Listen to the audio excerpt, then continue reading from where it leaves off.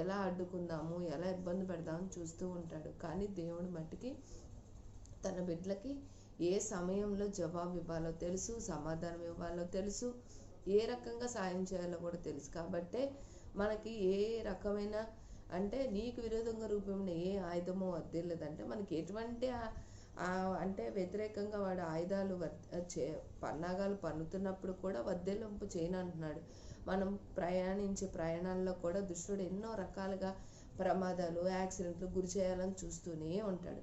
కానీ మనం మట్టికి దేవుని పరంగా నాకు విధంగా రూపిణి ఏ ఆయుధమో వర్ధిల్లదు, నా పక్కన 1000 మంది పడిన నా కుడి పక్కన 10,000 మంది కూడా ఏ అపాయం నా దగ్గర రాదు అని కనుక మనం ప్రార్థన చేసుకొని వెళ్ళినట్టయితేనండి దేవుడు తప్పకుండా సాయం చేస్తాడు. అందుకే వాక్యాన్ని కనుక మరింతగా మనం ధ్యానిస్తూ వాక్యానుసారంగా మనం నడుచుకుంటే దేవుడు తప్పకుండా సాయం చేస్తాడు. ఎటువంటి దుష్టుడు మన పట్ల